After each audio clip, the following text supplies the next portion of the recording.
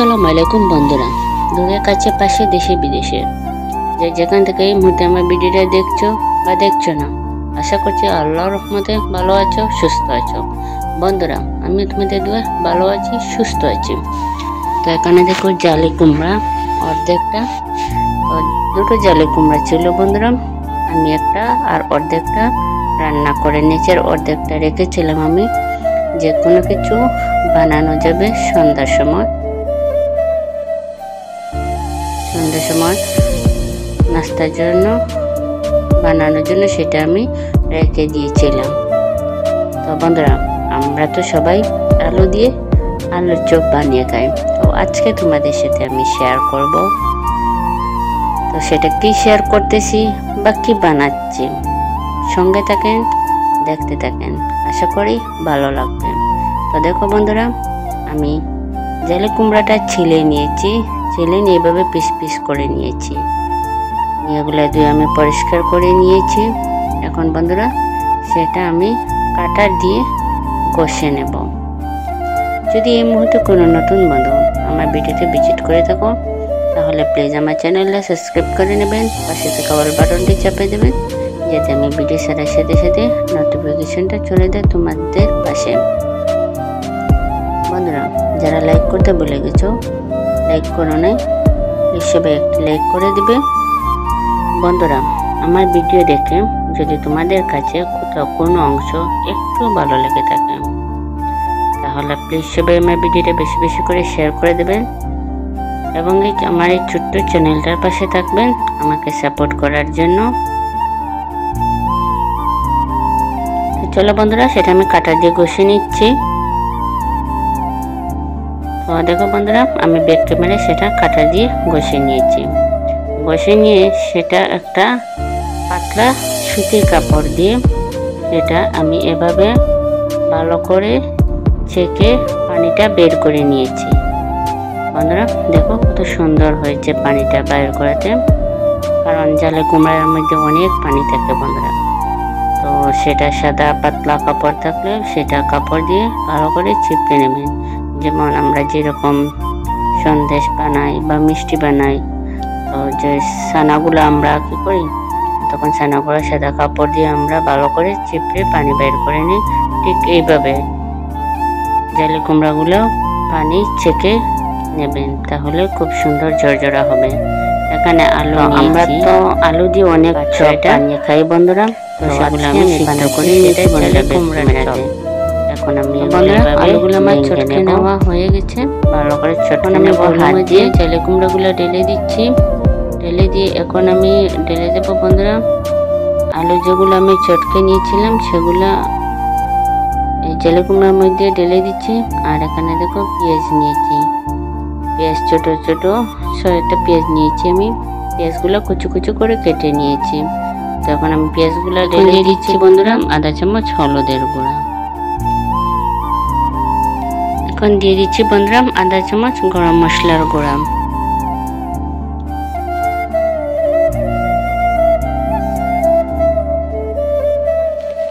এখন দিয়ে দিচ্ছি বন্ধুরা স্বাদ মতো লবণ।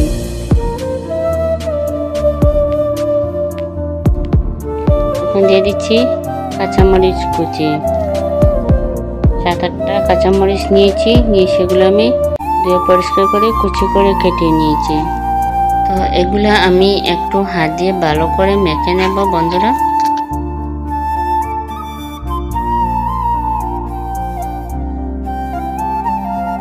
তো হাত দিয়ে একটু ভালো করে মেখে নিতে হবে, যাতে পেঁয়াজগুলো একটু নরম হয়।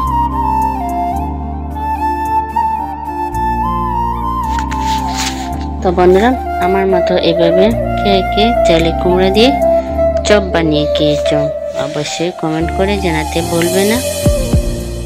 আর আমার আজকের রেসিপি হচ্ছে জালি কুমড়া দিয়ে জালি কুমড়ার চপ রেসিপি। তো আমারও রেসিপিটা কীরকম হয়েছে, এই ইউনিক রেসিপিটা দেখে তোমাদের কাছে কীরকম লেগেছে, অবশ্যই কমেন্ট করে জানাতে ভুলবে না। তো বন্ধুরা, এখানে একটি ডিম নিয়েছি, ডিমটা আমি ফেটে নিচ্ছি। দেখো ফেটে নিয়ে একটা বাটির মধ্যে ঢেলে দিচ্ছি।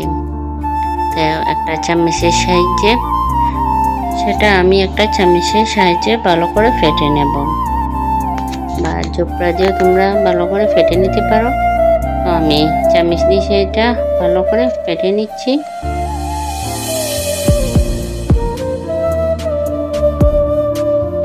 কারণ সামনে আসছে রমজান, আমরা এভাবে যদি চালে কুমড়া দিয়ে মাঝে মাঝে চপ বানিয়ে খাই তাহলে সেটা ভালো লাগবে। আলুর চপ তো আমরা রমজানে খেয়ে থাকি, মাঝে মাঝে চালে কুমড়ার চপ বানিয়ে খেলেও খুব ভালো লাগবে।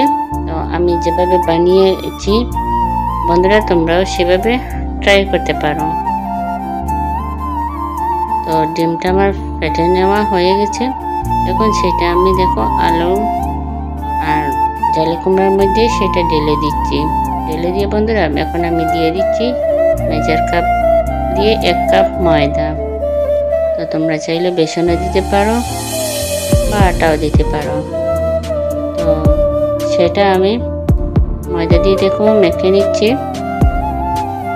কারণ চালে কুমড়া থেকে যতই আমি চিপে পানিটা ফেলে দিই না কেন বন্ধুরা, সেটা থেকে তো পানি বের হতেই থাকবে।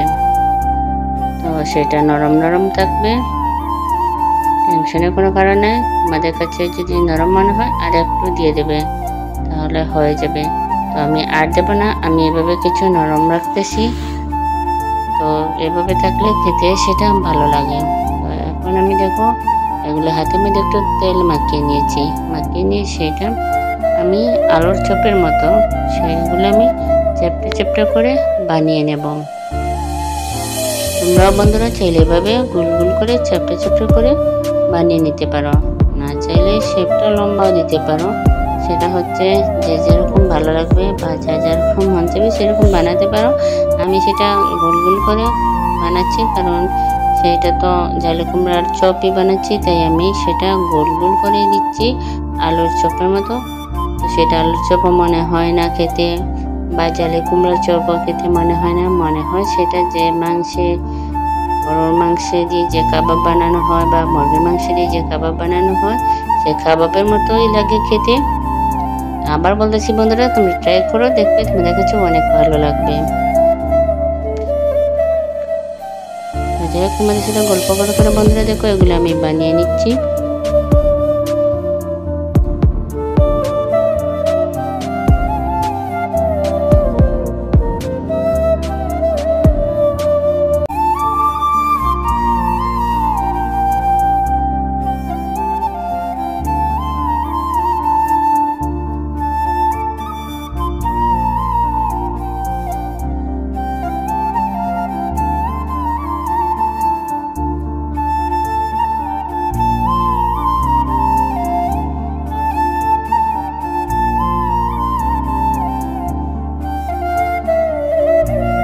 দেখো বন্ধুরা, আমার অর্ধেকটা বানানো হয়ে গেছে,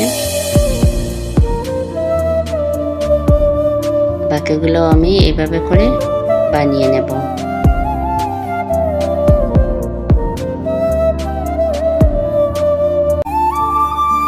তো এখন বন্ধুরা আমি চুলার মধ্যে বসিয়ে দেব ফ্রাই প্যান।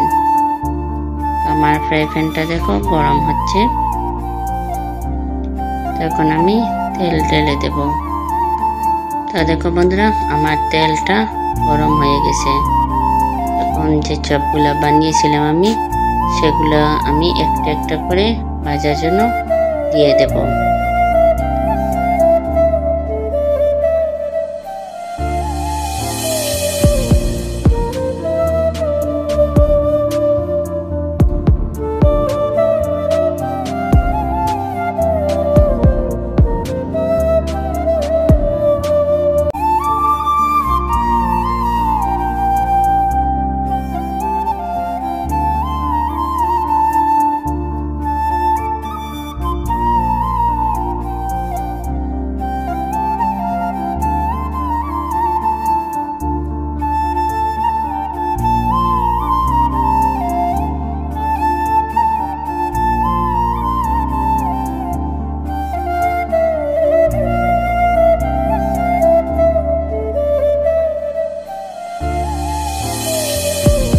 দেখো বন্ধুরা, আমি এগুলো বাজার জন্য দিয়ে দিয়েছি। দিয়ে আগুনটা একটু কমিয়ে দেবেন। প্রথমে একটু কমিয়ে দিলে কি হয়, ভিতরটা হবে ভালো করে।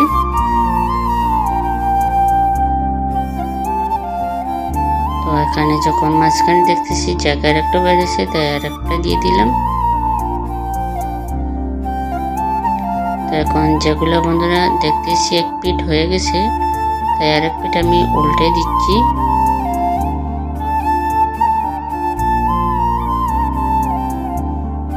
এগুলো আমি যখন বানাচ্ছি তখন সেগুলো নরম আর খেতে কিন্তু অনেকটা মচমচা হয়, বা ভাজা পরে মচমচাই থাকে।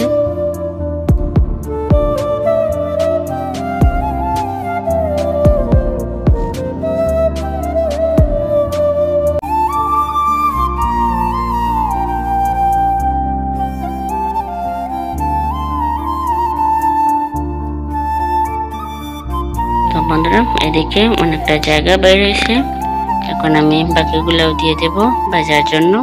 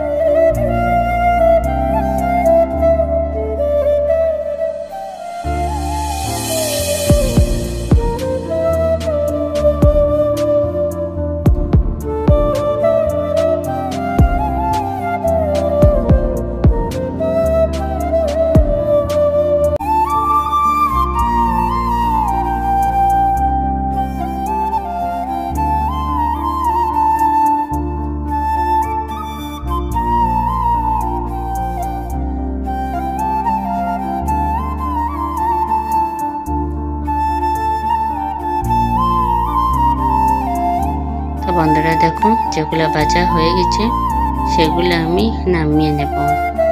একটা চাটনির মধ্যে নিতেছি যাতে তেলটা নিচ দিয়ে পড়ে যায়।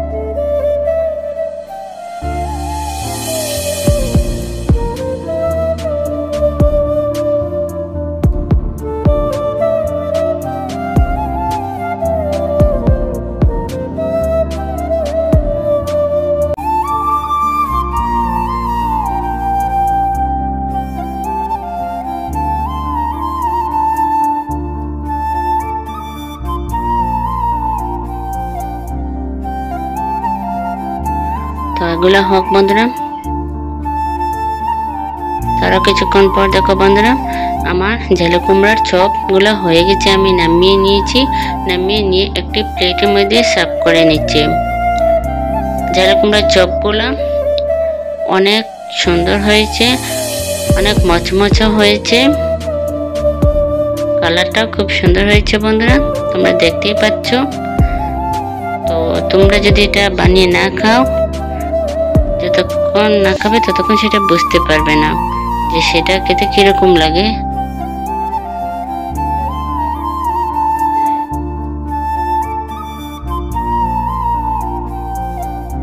তো বন্ধুরা আমি তোমাদেরকে একটা ব্যাঙে দেখাচ্ছি। আমি যে বলছিলাম না সেটা তোমাদের মাংসের কাবাবের মতো লাগে খেতে, তো সেটা ব্যাঙে দেখাচ্ছি। ব্যাঙলে ভাঙা পরে সেটা দেখতে পারবে যে মাংসের মতো দেখাচ্ছে ভিতরটা, খেতেও ঠিক ওই রকম লাগে। এই দেখো বন্ধুরা।